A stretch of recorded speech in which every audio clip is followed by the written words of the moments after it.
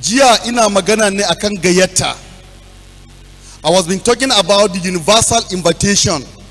Wannan gayyata kuwa na ce jiya gayyata ne na dukan komiwa da kowane iri mutum. Domin gayyatan ba ga kabila guda bane, gayyatan ba ga ɗarika guda bane, gayyata ba ga wurin ɓangaren mutane bane, amma gayyatan na dukan mutane ne. Don me mutumin nan yayi gayyata ne domin a samu ceto. In fact, wannan Hausan yace ku juyo gurina domin a sami ceto. In fact, it is very important idan ka kalman nan a sami ceto. That means cewa sai ka juyo kafin nan ceto ya samu. That is why that a yake a wurin. Idan ka cire a kace domin ceto, that means again zaka iya juyowa saboda kai ne zaka iya tsira da kanka, amma ba wai za a baka bane. In an ce domin a sami ceto, that means ceton din ba ka da ikonta, wani ne yake da iko ya baka shi. Wanda kuma ke da iko ya baka ceton shine yake magana, yake gayyatan. Amma tambaya na biyu, me yasa ya gayyaci yayin Isra'ila? Bai gayyaci mutane kawai ba, amma kuma yana gayyata yayin Isra'ila. Daga aya 20 da muka karanta yanzu, ya gaya mana cewa yayin Isra'ila sun rigaya sun juya wa Allah baya, sun manta da Ubangijin Allahnsu, sun yi gumakai na kansu, sun yi gumakai da su bautawa, amma sun juya wa Allah mahalcinsu da ya kira su.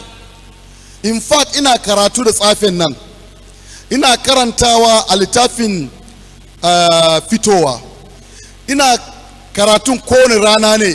A kowane rana zan karanta sura uku, wato surori guda uku, that's good, 3 chapters ko kuma 4 a kowane rana. Na nake karatun sai na gane cewa a wurin sai Allah ya ce ma ya'yan Isra'ila bayan ya fitar da su da kasan Masar, yace yanzu za ku zama al'umma na, ni zan zama ubangijinku, amma ya ce musu idan kun yi mini menene biyayya. Underline this one, yace if you obey, and that means if they refuse to obey, he will cease to be their God. So based on this, the Israelites refused to follow God. And at that time, God also in his infinite way decided now also to overlook them. He has not abandoned them. Please get me right. Allah bai yashe su ba, amma ya bashe su. I think this house is correct. Yawa. Bai yashe su ba, amma ya bashe su, ya bada su ga burin son zuciyarsu, ga abin da suke bukata, ya yarda musu je su ɗanɗana, idan sun ɗanɗana za su dawo wurin shi. In fact, Malashi a sura 3 sai ya bayyana mana irin damuwa da ya gani. A damuwa da ya gani sai ya ce hakika mutanen nan sun rigaya sun juya wa Allah baya. Ku ji yadda ya faɗa a aya 5. In fact, aya 5 da aya 6 da ya fara magana, sai ya ce tun kakanninku, that is your forefathers, have turned away from my precepts. Sun juya min baya. They have refused to honor me as their Lord. And because of that, kuna nan kamar su wane ne kakanninku. And why? Because the Israelites have decided to abandon the temple of God. Then Jeremiah, that's Irmiya kenan ba, a sura 2 aya 13 sai ya gaya mana cewa Isra'ila su yi zunubi guda biyu. Na ce zunubi guda nawa? Guda biyu. In fact, I like that one. Let me read it. Ku ji abin da ya faɗa a Turanci. Yace, my people have committed to see evil. They have forsaken me, the fountain of living waters, and they have heard them out testament, broken cistern that can hold no water. Jama'ata sun yashe ni, sun bar ni Ubangiji mai tushen ruwan rai, amma kuma sun haka wa kansu ruwa butacce wanda yake baya rike ruwa. Idan ka haka rijiya a gidanka, kila da damuna kana samun ruwa, sai aka zo dab lokacin da ake bukatan ruwa irin watan 3 ko watan 4, sai ruwan ya kare, how do you feel? You feel bad ba? More especially in my bohole ne, sai ka ce wanda ya tona maka bohole ya suce ka, wa hali kuma kila ba shine ya suce ka ba, aljihunka ne ya gaza, domin ya gaya maka abin da zaka yi, sai ka ce ai mini wannan kawai tunda zan samu ruwa, amma ka manta akwai ruwa da zaka iya samuwa mai dan yanzu, akwai wanda ka samu zai dan jima, ba zai take daukewa ba. But abinda Allah ke faɗi a nan shine sun manta da shi, shine yake tushe, domin shi ya kawo su, shine kuma mai biyan bukatar su, sai suka zuya masa baya, sai suka gina wa kansu ramuka na ruwa wadda ba zai iya ba su ruwa ba. That means sun yi wa kansu gumakai ko ta ina sun haka wa kansu. And you know what he said? It means that these people have gone away from the Lord. Sun riga sun yaya, sun rabu da Ubangiji. And friends, bari in gaya mana cewa ko mu ma yau, we have gone away from the Lord. And somebody will ask me how. Let me say it. Number one, we have gone away from the truth because we are no longer following the truth. Truth has become bitter. Idan ka gaya ma mutum gaskiyar magana yau, in baka yi hankali ba zai kika har abada. Kai, Allah jikaran mutane kaman su, okay, kun sa house, no, a church ba a ce jikan rai ko? But you know, mun borrowing daga wurin masallata. Irin mutane kamar su let Reverend Anthony Bumbum. Anthony Bumbum once told us in the class, yace gaskiya kamar duwawu ne, ko kaki zaka zauna ina akai. Amma bari in gaya mana gaskiya yau, in kana son ka rayu, in kana son kuma ka gan cewa baka samu matsala da mutane ba, ka ringa boye gaskiya. Amma duk mai faɗin gaskiya zai samu damuwa. Za hakika. No wonder there are pastors that I'm putting things out of the church. They are no longer on the pulpit simply because once they see, they will talk and they will say it and it's truth. And people dislike them. And let me tell you again, today the truth is no longer in our churches, be it any denomination. I'm not talking about either Equa or Lutheran. I'm talking about all the churches. Even the leaders, they don't want you to tell them the truth. You know it very well, my colleague, pastors. If you approach your bishop, kai kace kai baka iya gani ka kele, sai ka gaya mishi abinda ya san kuskure ne, in baka hankali ba kai kam daga daji sai daji. He will never like you again. He will never. Number two, we have gone away from his worship. The church is no longer worshiping God. The church has become a comedian center. What is worship, by the way? Worship means to prostrate, to bow down, and to listen, and to hear and pay attention to God, the maker of heaven and earth. But when we come to church on Sunday, what do? In anzo church, ana hidima, ana surutu. Ben san ko yana faruwa wurin ko fa, mu a eko yana faruwa.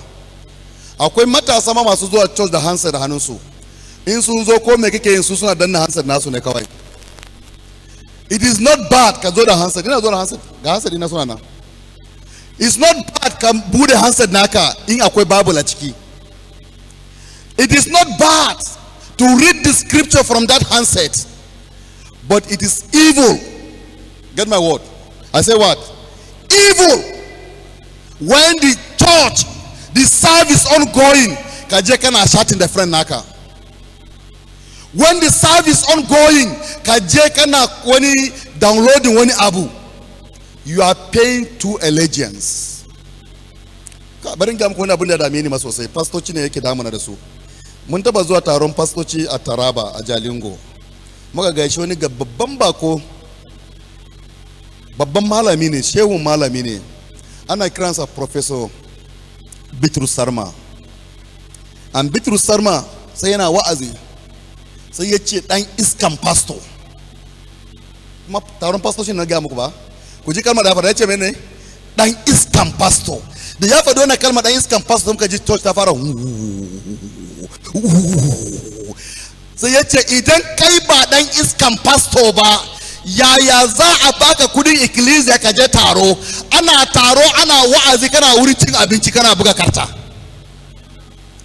In ba dan iskan pastor ba, ya za a yi a baka kudi domin ka zo taro amma ka je kana kallon ball domin a radin Najeriya su yi wasa, kuma pastoci su zai kalli ball din?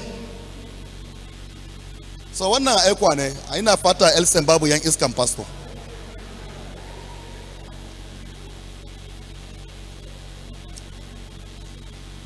Haba malam pastor, kai, how do you feel idan an ce member sujada na tafiya sai member ya dauki waya sai ya ce ina cikin church ka yi magana in ji? Pastor, ka fara min gaskiya, how do you feel? Please say it. How do you feel? Very bad. How do you feel? Very bad. Very bad. Sad. Why? But pastoci idan mun je ana taro ba mu daukan waya.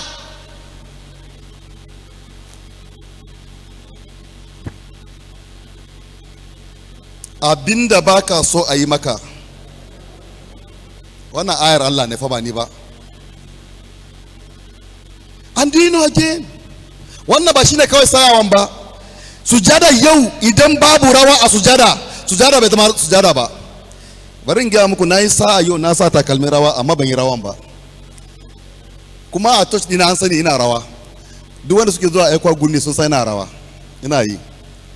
Amma mu a ekwa in ka sa uniform kayi rawa za a baka horo in baka hankali ba. A to wasa ne?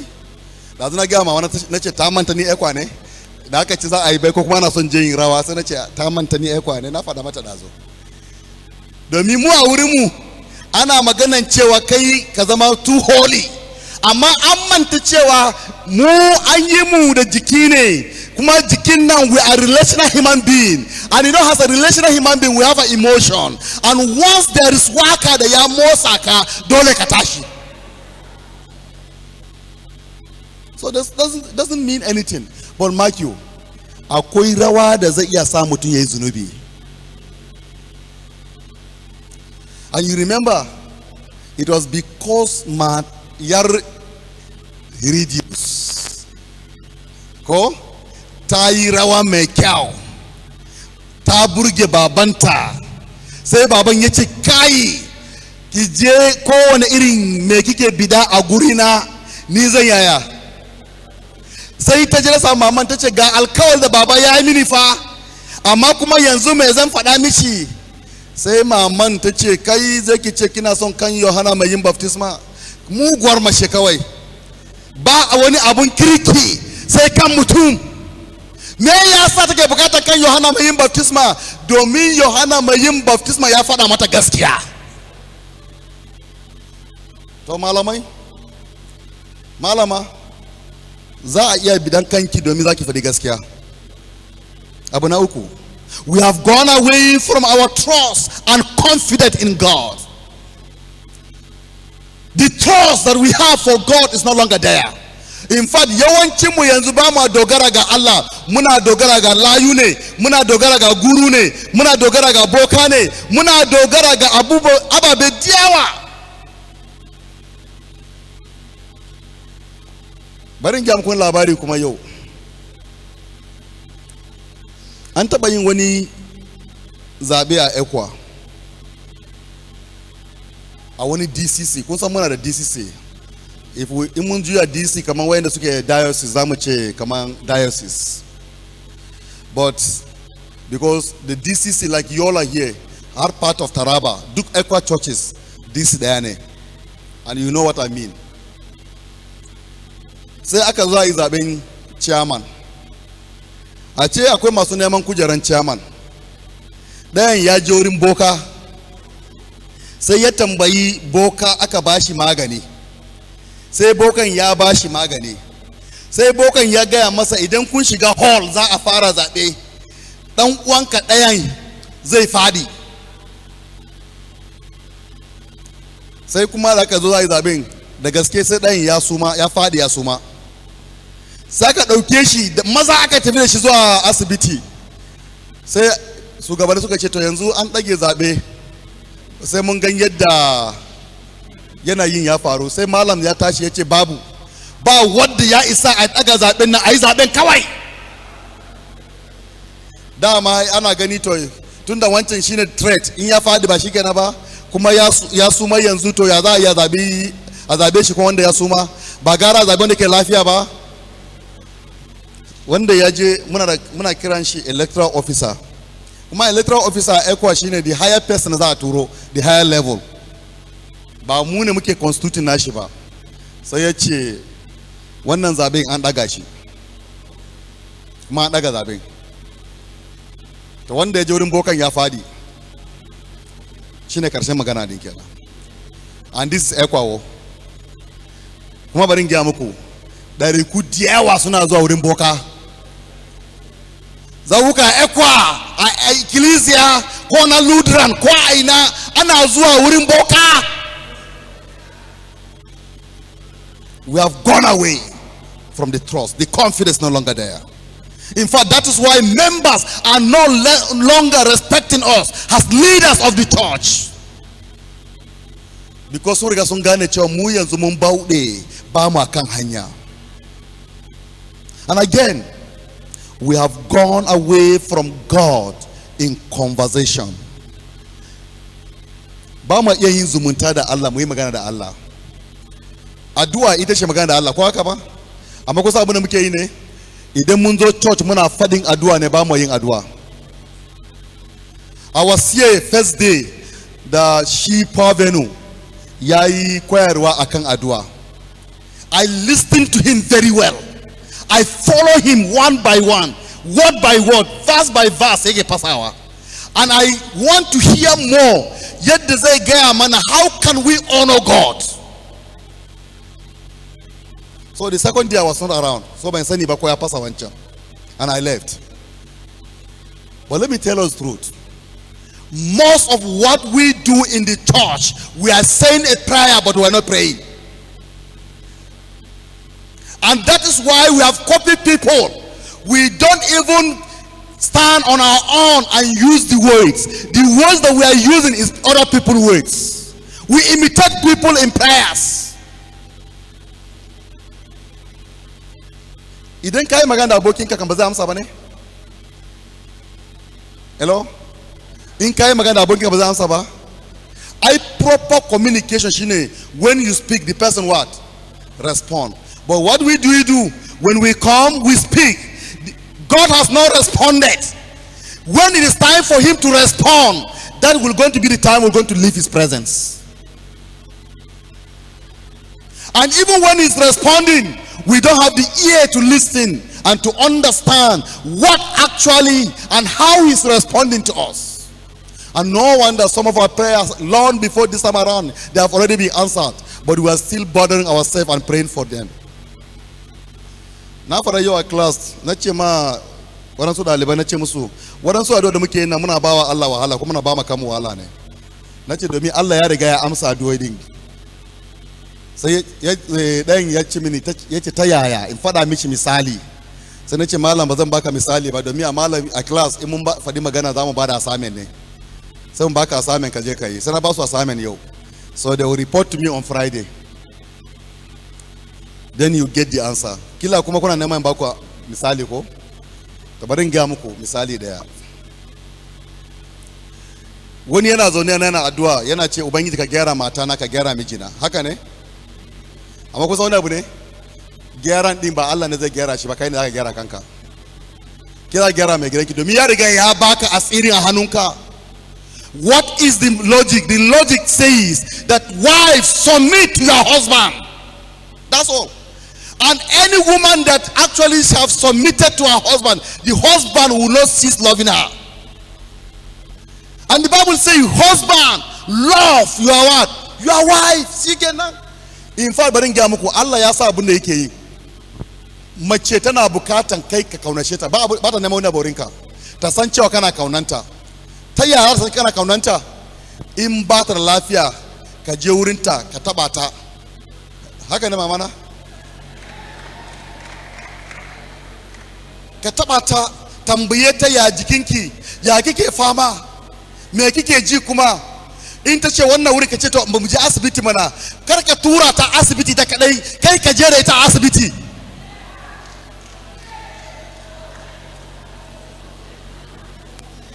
I tell you the truth, idan ka gan zani mai kyau a kasuwa ka sawa matanka, ta san kana kaunanta.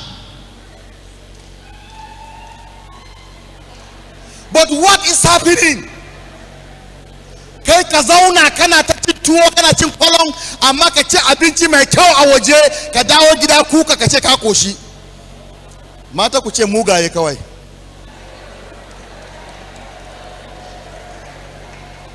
To zama ku yi hakuri. Ku yi hakuri.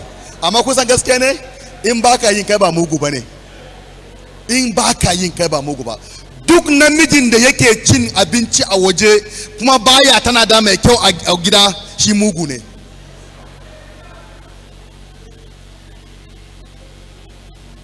I travel a lot. Bari ga mu gaskiya ina tafiya. Kuma I stayed, in na fita daga safe sai da yamma nake koma gida. Yes, naka iya zuwa nemi abincin ci abinci, a kame abinci. But do you know one funny thing? In fact,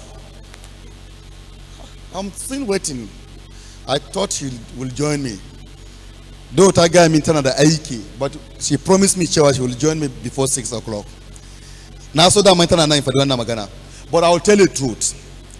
In na fita, duk abinda na ci, in na ci naman, in dai balangu ne na ci na naira 1,000, zan saya mata na 1,000 a gida.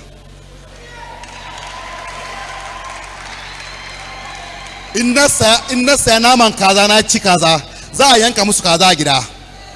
Ko ina gida ko ba na gida za a yanka kaza. Ina kira, zan ce me kuke dafa yau, in sun fara zan ce ku kama kaza ku yanka, don ina kiwo. And thank God jiya wani ya koya mana hanyar tattali ba. To ka gana kana gani idan kai talaka ne zaka yin kiwo ne. Zama, let me continue. So because of this, sai malashi da yazo sai yace dukkan mutane suna zambata Allah. Because God knows, and he knows very well we have been robbing him. And look at the question he asked in chapter 3 of Malachi, verse 8. He said, will a man rob God? And he said, yet you have robbed me. But you say, how? Then he said, in 2 areas you are robbing me. In what? In tithes and what? Offerings. Tithes. Look at it, it's plural, it's not singular. Pastors, teach your members the truth. What they are bringing in the church is only 1 tithe. But what about the other tithes? We have 4 types of tithes in the Bible, but we only concern about 1. Hello? Zakaka shi hudu ne a littafin tsarki, amma ɗaya ne kawai muke magana kai. No wonder waɗansu mutane kamar su Damina, kun san Reverend Damina ba, or Dr. Damina ba, wanda suke social media sun sani, ya ce sam biyan zakka ba daidai ba ne, zamba ne, ana ruɗan ku ne. Is because ya san ɓangare guda ɗaya ne, amma sauran ɓangare bai sani ba. And it's because again, mu ma pastocin ɗaya ne muke koyarwa, amma sauran ba mu koyarwa. Ku gani in kun san fidda zakka ba, a sai mutum ya ga ku kawo zakka ba. Dalili zakkan karan kanshi ma alheri ne. To bari a gurguje zan kira ba zan fasarta ba. Akwai zakka wadda za a kawo 1/10 na haikalin Ubangiji. Wannan a cikin littafin Malakai din na ko Malachi sura 3 nan, aya 10 yace ku kawo dukan zakai na domin abinci yaya kai mai kawowa baka da yanci ka tambaya me aka yi da zakanka.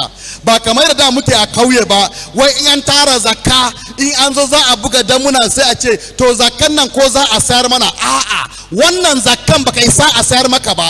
In ma za a sayar maka sai da ka saya double. In ana sayarwa a kasuwa naira 1000 mudu, za ka saya 2000 ne mudu a church. Hello? Domin zakkan ba na sayarwa ba ne. To, I hope I'm not creating trouble. Number 2, akwai zakkan zakka. Zakkan zakka baya an tara zakka, za a cire zakkan zakka sai a ba babban priest. In the Lutheran, the babban priest is the bishop. Haka ne ba? So it's expected all the tithes that have been collected, the bishop will have 1/10, 1/10 of that what? Tithes. I will not talk on that. I will narrow it hard down. Number 3, akwai zakan nakasasu. Sai ka ji wani ya ce wa na cire zakana na bawa nakasasu, wai na samu watni ne da damuwa ko gomruwa ne ko kuma asibiti ne ana fama da shi sana ba da shi. Wannan zakan ba wancan bane. Wannan zakan akwai da ke cire shi. Time will not permit me to talk on it because I have so many things to talk. Number 4, akwai zakan kyautata iyali. This is what I want. In fact, this is what I want my members to know. Zakan mene? Kyautata iyali. Wannan zakan idan an cire shi, ana cire wannan zakan ne sai a dafa abinci mai kyau, a kira yan uwanka, iyalinka. Ela Bavere, you're welcome. Kunawa ne iPhone ku? Kunawa? Takos? Goma? Sha uku? A'udhu billahi mina bakara. Sha uku, kai gaskiya ne, na gane gaskiya ne. Now, su 13, wannan zakan kyautata iyali, abinda yake magana a nan shine da yan uwansu mata da suka yi aure da kuma yan uwan mazan duka zai shirya zakansa na kyautata iyali, a kira su duka da mazajensu da yaransu su zo gidanku su zauna a gidan suna cin abincin nan, ko kuma su zo haikali a church a dafa a wuri sai su kira pastor, wato shi zai kira pastor shi kenan yanzu. Sai pastor shi ma ya zo wurin yana cin wannan zakan din da abinci tare da su. In sun gama ci sai pastor ya tashi sai ya yi masu addu'a na sa albarka, sai ya ce Allah ya sa muku albarka domin ba ku ɓoye wani kazantace abu a cikin gidanku ba. Wannan zakan da amfani, me amfaninsa? Domin zai iya hana mutum ya auri kanuwarsa ko addansa. Moso da yanzu da muke a zamani a waje